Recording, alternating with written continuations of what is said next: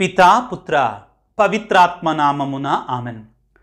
క్రీస్తునాథుని యందు మిక్కిలి ప్రియ సహోదరి సహోదరులారా, సామాన్య కాలపు 22వ ఆదివార వాక్య పరిచర్యకి మిమ్మందరిని ప్రేమతో ఆహ్వానిస్తున్నాను.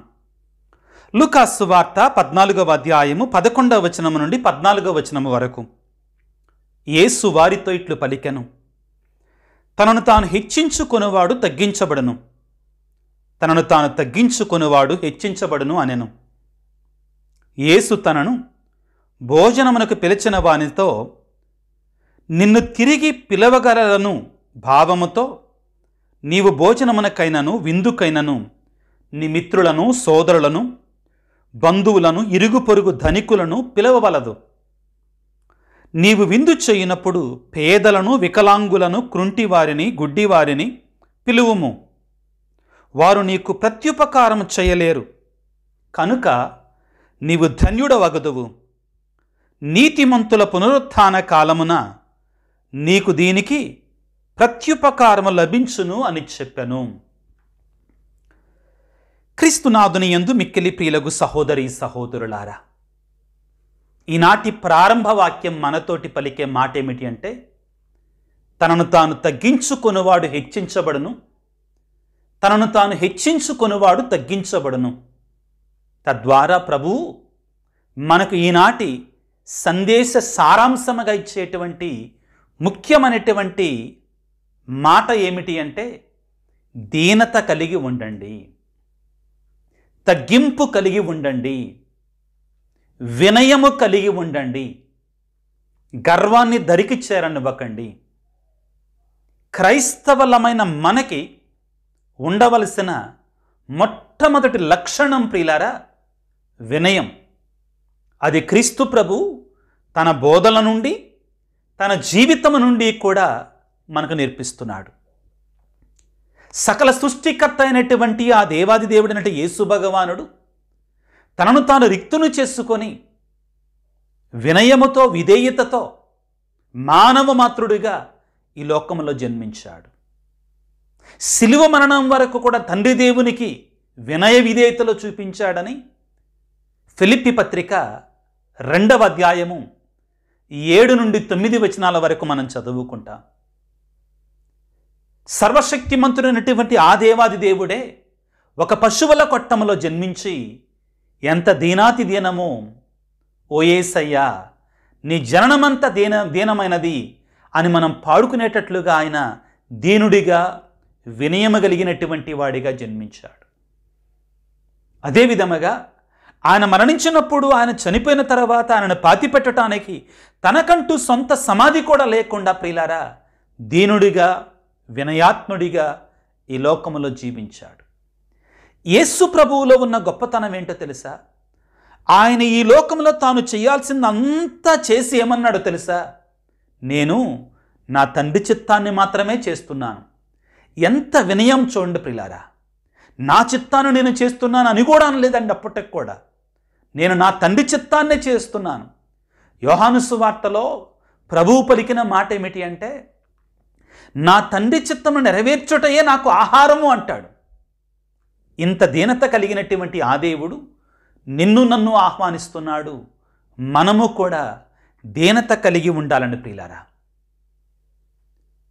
1979వ సంవత్సరంలో మదర్ తెరేసాకి ప్రపంచ నోబెల్ శాంతి బహుమతి వచ్చింది. అది ప్రపంచంలోని అత్యంత గొప్ప పురస్కారం, అత్యంత గొప్పదైనటువంటి బహుమతి.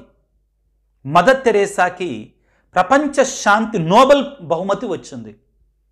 వచ్చిన తర్వాత ఆ బహుమతి పొందినటువంటి వారికి దాని ద్వారా ఒక 7,000 డాలర్లు వస్తాయండి.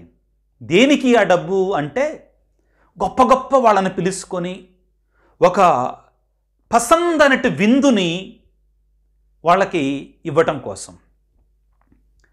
అయితే మదర్ తెరేసాకి ఈ విషయం తెలిసిన తర్వాత మదర్ తెరేసా అత్యంత దీనంగా పలికిన మాట ఏంటో తెలుసా?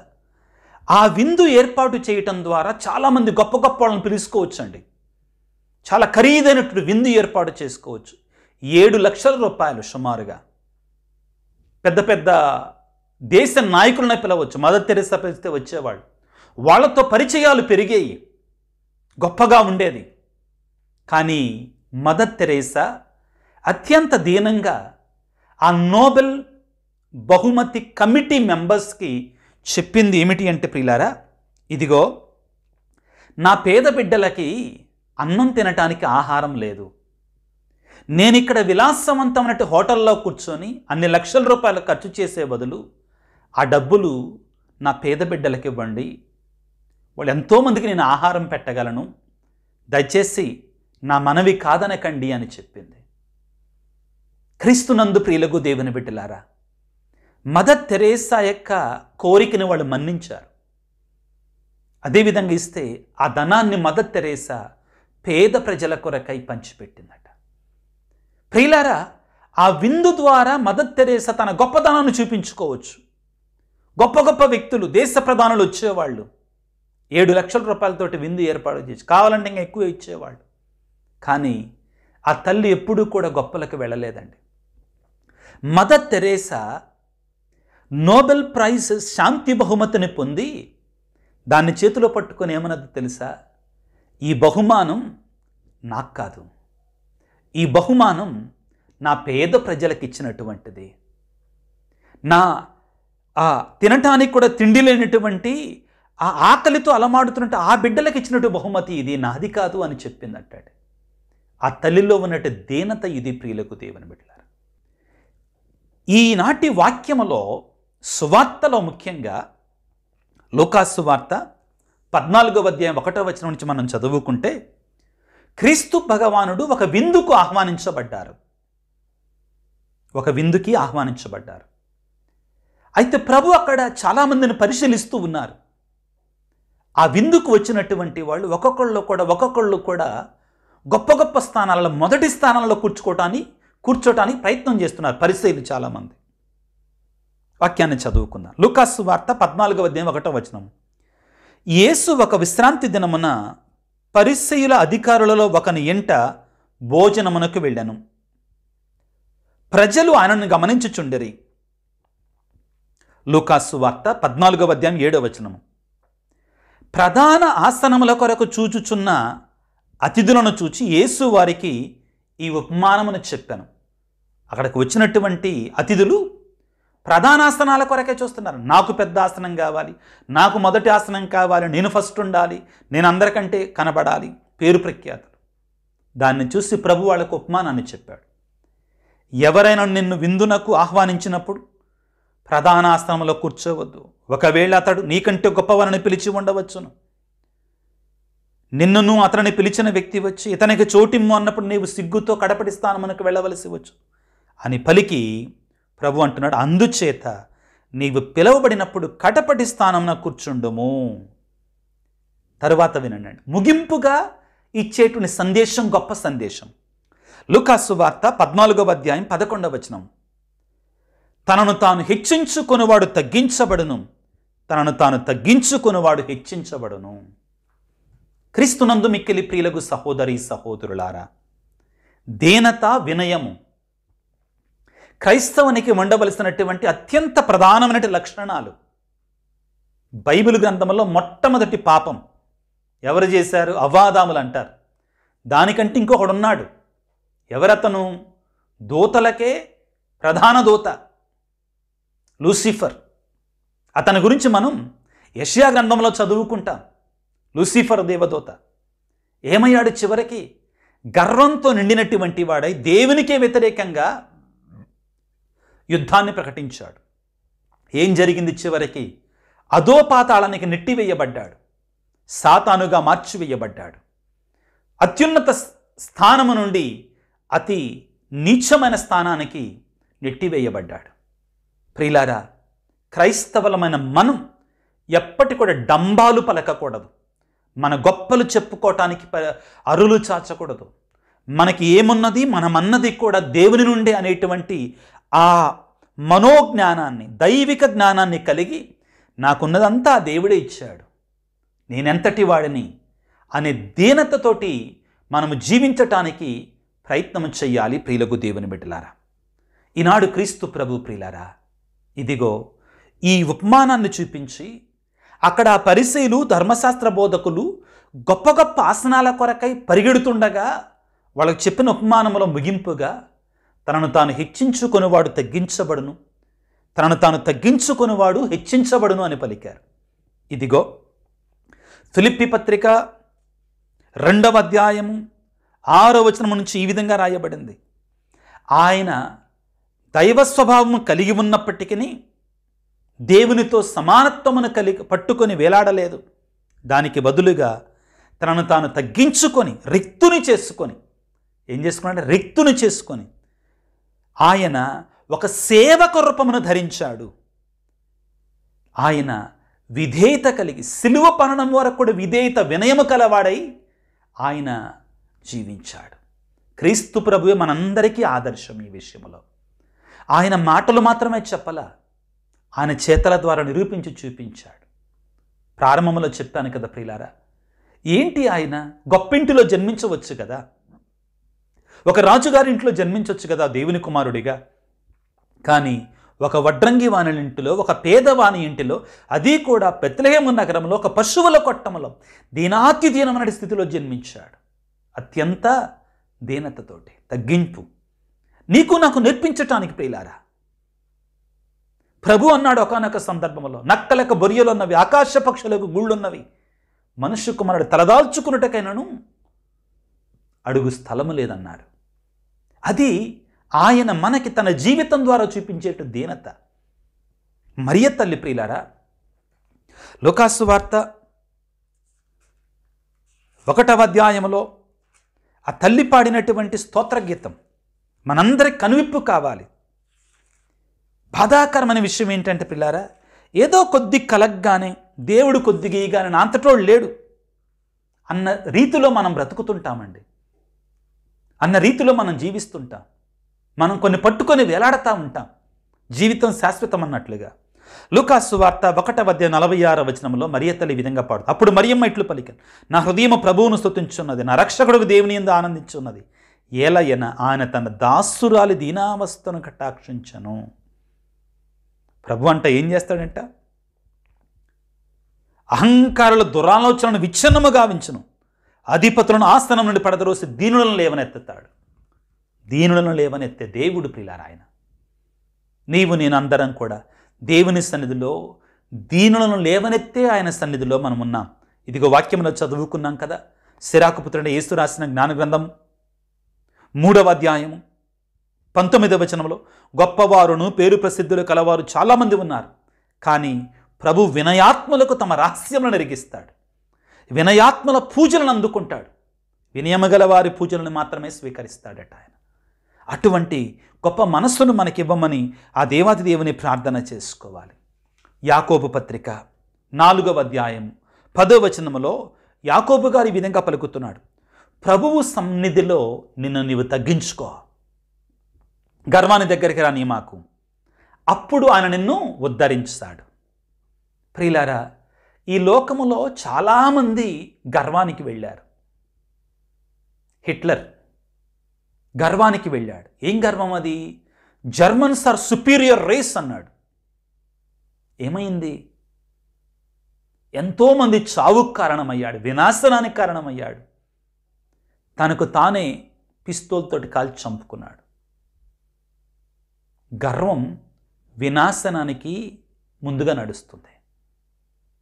కాబట్టే ప్రభు ఈరోజు నిన్ను నన్ను అంటున్నాడు, వినయము కలిగి జీవించుము, వినయముతో కలిగి జీవించుము, గర్వాన్ని దగ్గరికి రానివ్వు మాకు.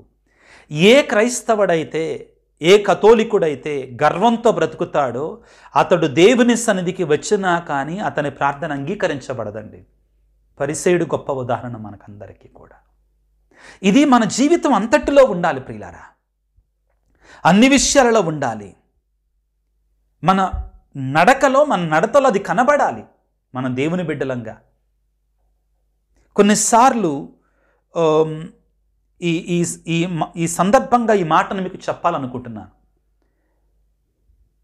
సంఘం మీద ఏదైనా కానీ అన్యాయం, అక్రమం జరిగినప్పుడు కొన్నిసార్లు మనం మన కంట్రోల్ తప్పి మాట్లాడుతుంటాం. అర్థమవుతుంది అనుకుంటాను. ఈ మధ్య కాలంలో కొంతమంది చనిపోయినప్పుడు క్రైస్తవులు వాడిన భాష, క్రైస్తవులని చెప్పుకునేటువంటి కొంతమంది బోధకులు వాడిన భాష, అది క్రీస్తు భాష కాదు. ఏంటి, బైబిల్ తీసి పక్కన పెడితే అట్లాంటి పదాలు, ఇంకా కొన్ని పరుషమైన పదాలు వాడారు, గర్వంతో కూడుకున్న పదాలు. అటువంటివి ఎక్కడా కూడా మనం క్రీస్తు యొక్క జీవితంలో మనం చూడం. ప్రియులకు దేవుని బిడ్డలారా, ఈరోజు ప్రభు నిన్ను నన్ను కూడా ఆయన సన్నిధిలో దీనత గలవారమై జీవించమని అడుగుతున్నాడు. ఆయన లేవనెత్తుతాడండి, ఆయన లేవనెత్తుతాడు, ఆయన దీవిస్తాడు. ఆయన దీవెన ముందు ఈ లోకానుసారమైనటువంటి వ్యక్తుల యొక్క గర్వం ఎందుకు మనకు వస్తుంది? ఆయన ఒక్కసారి డిసైడ్ అయితే నిన్ను దీవించాలని, నిన్ను ఆశీర్వదించాలని, నిన్ను లేవనెత్తాలని ఇంకెవరు ఆపుతారు నిన్ను? చూడండి, క్రీస్తు నా పక్షాన ఉండగా నా విరోధి ఎవడు అంటాడు పౌలు గారు. ఆయన నన్ను లేవనెత్తవలసినటువంటి వాడు ఆయన. నన్ను నేను పొగుడుకుంటే కాదు, నన్ను నేను గొప్పగా చేసుకుంటే కాదు, ఆయన నన్ను గొప్పగా చెయ్యాలి, ఆయన నన్ను లేవనెత్తాలి, ఆయన నన్ను దీవించాలి, ఆయన నా కుటుంబాన్ని ఆశీర్వదించాలి. అది నాకు కావాల్సింది. అది కావాలంటే నిన్ను నువ్వు తగ్గించుకోవాలి దేవుడి సన్నిధిలో. అది కావాలంటే నీ జీవితంలో వినయం ఉండాలి, విధేయత ఉండాలి. ప్రభు చెప్పేది అదే. లూకాసు వార్త 14వ అధ్యాయము 11వ వచనములో, తనను తాను హెచ్చించుకొనివాడు తగ్గించబడును, తనను తాను తగ్గించుకొనివాడు హెచ్చించబడును. నీలో ఆ తగ్గింపు ఉందా? నీలో ఆ వినయం ఉందా? నీలో ఆ దీనత విధేయత ఉందా? లేకపోతే దేవుని వేడుకో. చూడండి ప్రియులకు దేవుని బిడ్డలారా, జాగ్రత్తగా గమనించండి. మోషే గురించి సంఖ్యాకాండంలో రాయబడిన మాట ఏంటో తెలుసా? మోషే భూమి మీద ఉన్న నరులందరిలో మహావినయవంతుడు. ఎంత గొప్ప మాట! కాబట్టి అంత గొప్పవానిగా లేవనెత్తాడు దేవుడు. దావీదు దేవుని యొక్క మందస్సం ముందు బట్టలు కూడా ఉన్నాయా లేవు చూసుకోలా, అలాగా ఆయన నాట్యమాడాడు. ఒక చిన్న పిల్లవాడిలాగా. ఎవరేమనుకుంటాను నాకు అనవసరం, నా దేవుని సన్నిధిలో నేనున్నాను. ప్రభునందు ప్రియులకు దేవుని బిడ్డలారా, పౌలు గారు అంతటి వాడే తన గురించి తాను ఏమనుకున్నాడో తెలుసా? తిమోతి పత్రికలో చెప్తాడు, నేను పాపులలో ప్రథముడిని అన్నాడు. దీనత, వినయం, తగ్గింపు. నేను పాపులలో ప్రథముడిని అన్నాడు. లూకాసు వార్త 5వ అధ్యాయంలో పేతురు గారిని ప్రభువు పిలిచినప్పుడు ఆ చేపలు చూసినప్పుడు పిల్లారా వెంటనే ప్రభువు పాదాల మీద పడిపోయాడు. లూకాసు వార్త 5వ అధ్యాయంలో ఉంటుంది. 1 నుంచి 10 వచనాలు చదువుకుంటేనే తెలుస్తుందండి. ఆ దీనత, వినయం, అటువంటి వాళ్ళని దేవుడు ఎన్నుకున్నాడు. మరియ తల్లి దీనత, వినయం. దీనత, వినయం లేకుండా మనం దేవుడి దగ్గరికి ఎన్నిసార్లు వెళ్ళినా కానీ ప్రయోజనం శూన్యంగా ఉంటుంది పిల్లారా. ప్రభు ఈరోజు మరొక అంశాన్ని కూడా మన ముందు ఉంచుతున్నారు. లూకాసు వార్త 14వ అధ్యాయము 12వ వచనంలో, యేసు తనను భోజనమునకు పిలిచిన వానితో, నిన్ను తిరిగి పిలవగలిగినటువంటి వారిని భోజనానికి పిలవమాకు, విందు కొరక నీకు తిరిగి విందునిచ్చే మిత్రులను పిలవమాకు, కానీ పేదలను పిలువు. వాక్యాన్ని ఆలకించుదాం. లూకాసు వార్త 14వ అధ్యాయము 13వ వచనము, నీవు విందు చేయనప్పుడు పేదలను, వికలాంగులను, కుంటివారిని, గ్రుడ్డివారిని పిలువు, వారు నీకు ప్రత్యుపకారం చేయలేరు, కనుక నీవు ధన్యుడవగుదువు. ఎంత గొప్ప మాట! తర్వాత అంటున్నాడు, నీతిమంతుల పునరుత్థాన కాలమున నీకు దీనికి ప్రత్యుపకారము లభించును, ప్రతిఫలము లభించును. నీవు విందులు, వినోదాలు ఇచ్చినప్పుడు ఎవరిని పిలుస్తున్నావు? పేద సాధలని మనసులో ఉంటున్నారా? పేద సాధల గురించి ఆలోచిస్తున్నావా? పేద సాధలకి నీవు కొంతైనా కానీ సహాయం చేయడానికి ప్రయత్నం చేస్తున్నావా? ఆత్మపరిశీలన చేసుకోవాలి. లేకపోతే ఈ ఆధునిక ప్రపంచంలో ప్రియులారా చాలా ఖరీదైనటువంటి వివాహాలు జరుగుతున్నాయి. అందరూ కూడా గొప్పలకు వెళుతున్నారు. ఇది జీవితం కూడా చెప్పాలి మీకు. జీవితానికి అన్వయించుకోకపోతే వాక్యం వల్ల ఉపయోగం లేదండి. చాలా ఖరీదైనటువంటి వివాహాలకు వెళుతున్నారు.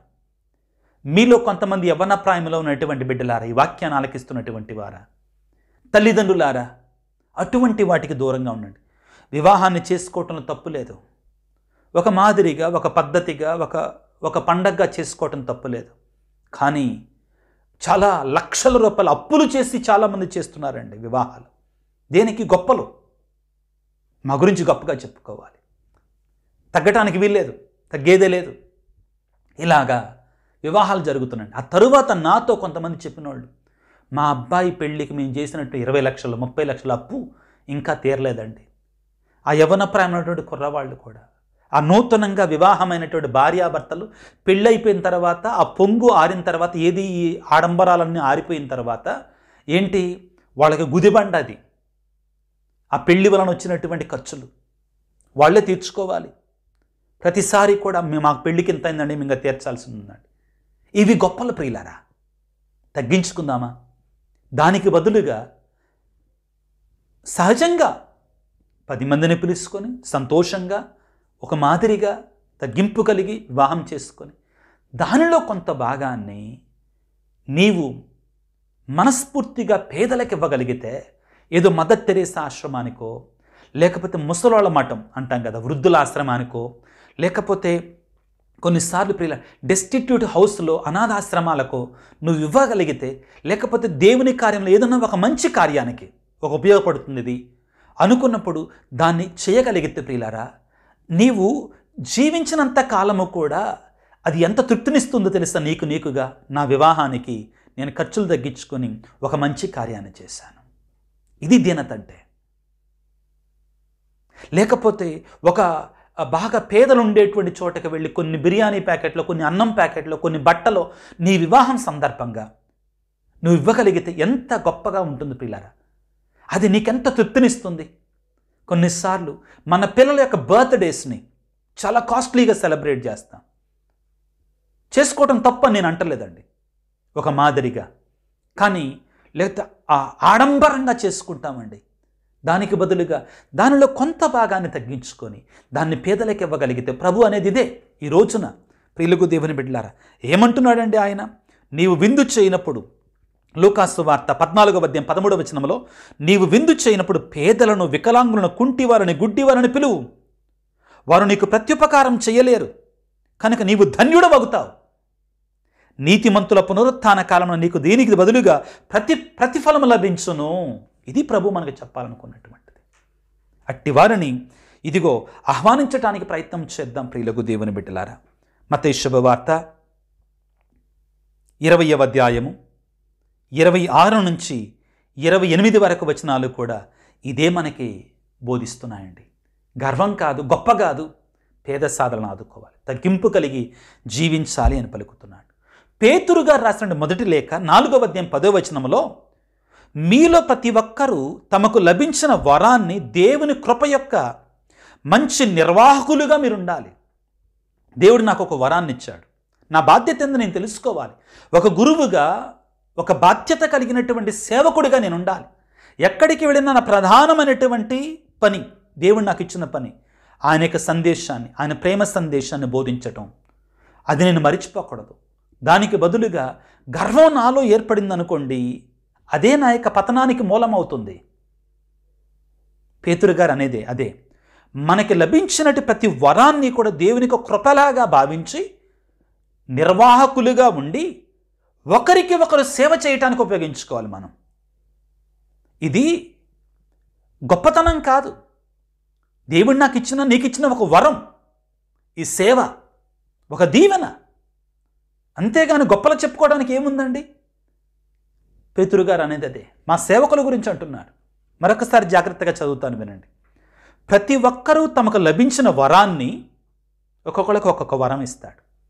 తమకు లభించిన వరాన్ని దేవుని యొక్క కృపగా భావించాలి. అదేవిధంగా దాన్ని బాధ్యతతో నిర్వహించాలి. అదేవిధంగా సేవకులంగా నిర్వహించాలి దానిని. చివరిగా ప్రియులారా, యెషయా గ్రంథంలో 58వ అధ్యాయం 7వ వచనంలో దేవుడు ఉపవాసాన్ని, ఎటువంటి ఉపవాసాన్ని దేవుడు మెచ్చుకుంటాడు అనే అంశాన్ని గురించి మాట్లాడతారు అక్కడ. యెషయా గ్రంథం 58వ అధ్యాయంలో. దీన్ని మనం తపస్సు కాలంలో ఎక్కువగా చదువుకుంటాం. అక్కడ ప్రభు అంటాడండి చాలా స్పష్టంగా, మీరు చేసే ఉపవాసాన్ని నేను ఇష్టపడను అన్నాడు. మీరు చేసే ప్రార్థన నేను ఇష్టపడను అంటాడు. అని పలికి ఏమంటాడంటే, నేను ఇష్టపడు ఉపవాసం ఇది అని పలికి ఏమంటాడంటే, ఆకలితో ఉన్నటువంటి వారికి అన్నాన్ని పెట్టండి, అణచివేయబడినటువంటి వారికి మీరు ఆశ్రయం ఇవ్వండి, గృహము లేనటువంటి వారికి ఆశ్రయం కల్పించండి, ప్రియులకు బట్టలు లేనటువంటి వారికి బట్టలు ఇవ్వండి, నేను కోరుకునే ఉపవాసం ఇటువంటిది అంటాడండి. ఎంత చక్కటి మాట ప్రియులారా. లూకాసు వార్త 6వ అధ్యాయం 20వ వచనంలో ప్రభు అంటాడు, పేదలైన మీరు ధన్యులు, దేవరాజ్యము మీది అన్నాడు. ఈనాటి సందేశం అంతా కూడా ప్రియులారా ఒకే అంశం.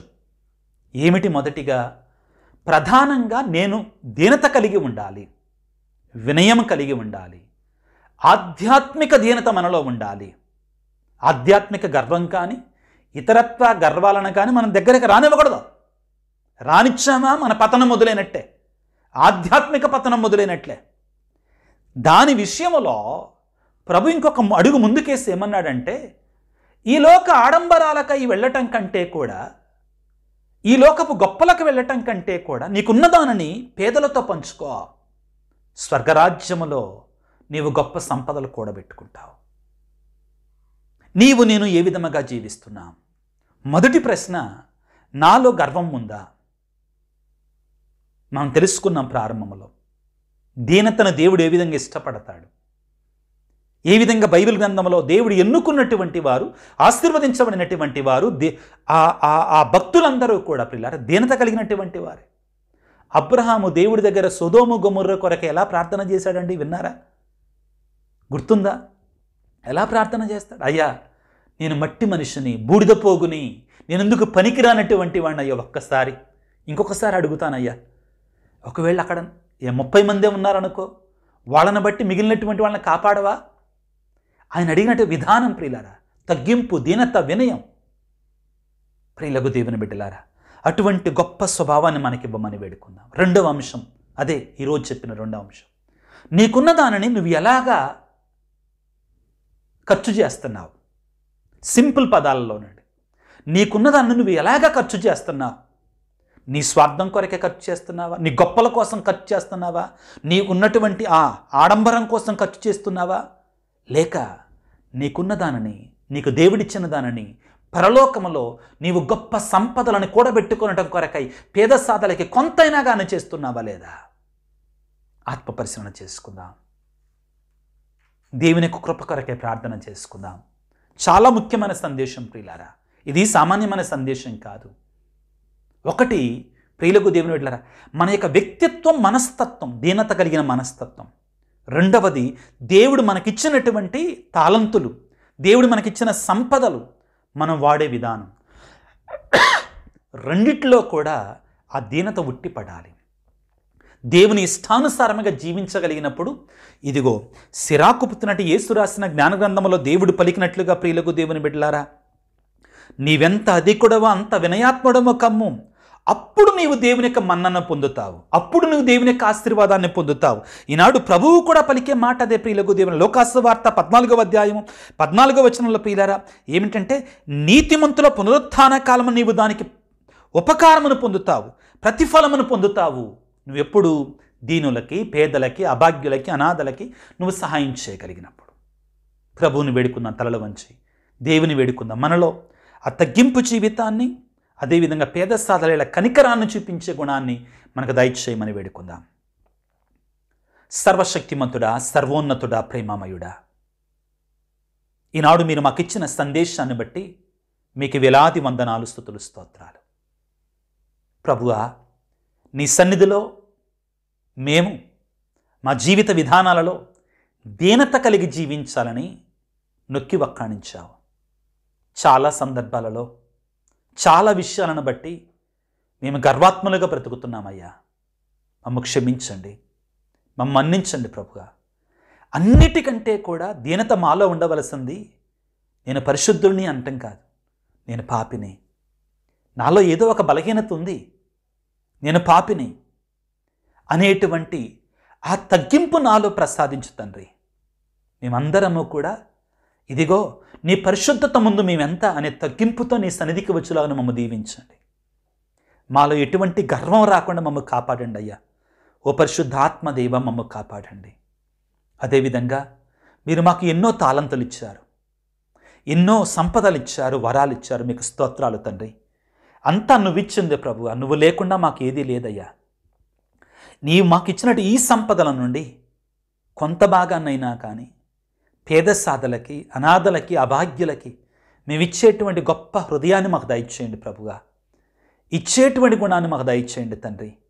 మనసు విప్పి సంతోషంగా ఇచ్చే గుణాన్ని మాకు దయచేయండి. ఆ ఇచ్చేటువంటిది మాకు పరలోకంలో గొప్ప సంపదగా ఉంటుంది. ఆ పేద సాధలకు ఇచ్చేటువంటిది మాకు పరలోకంలో గొప్ప ఆదరువుగా ఉంటుందనే సత్యాన్ని మాకు తెలియజేయండి, మాకు కనువిప్పు కలిగించండి తండ్రి. ఈనాడు ప్రభువా, ఈ వాక్య పరిచర్యలో పాల్గొన్నటువంటి నీ బిడ్డలందరినీ దీవించండి, ఆశీర్వదించండి. నీ పరిశుద్ధాత్మ శక్తితో నింపండి. ముఖ్యంగా ప్రభువా, అనారోగ్యంతో బాధపడుతున్న నీ బిడ్డలని నీ గాయపడిన హస్తాలతో తాకి స్వస్థపరచండి. ప్రభువా, వివిధ తలంపులతో, కోరికలతో, విన్నపాలతో ప్రార్థించమని అడుగుతున్న బిడ్డలందరి కొరకే ప్రార్థిస్తున్నాను. ఈ క్షణంలో ప్రభువా, నీ బిడ్డల యొక్క తలంపులను, నీ బిడ్డల యొక్క ఆశలను, ఆకాంక్షలను, నీ చిత్తమైనటువంటి వాటిని నెరవేర్చమని, ఆ బిడ్డలలో ఉన్నటువంటి బాధ, వేదన, కష్టాన్ని, అదేవిధంగా నీరుగారిపోయే స్వభావాన్ని, నిరుత్సాహాన్ని తీసివేసి ప్రోత్సాహంతో, ఉత్సాహంతో, సంతోషంతో నింపమని నీ బిడ్డలని మా నాథుడైన క్రీస్తు ద్వారా వేడుకొనుచున్నాము తండ్రి. ఆమెన్. ప్రభువు మీతో ఉందురుగాక, మీ ఆత్మతో ఉందురుగాక. సర్వశక్తిగల సర్వేశ్వరుడు పిత, పుత్ర, పవిత్రాత్మ మిమ్ము మీ కుటుంబాలను చల్లగా దీవించి ఆశీర్వదించి కాపాడుదురుగాక. God bless you. దేవుడు మిమ్ము దీవించుగాక. ఆమెన్.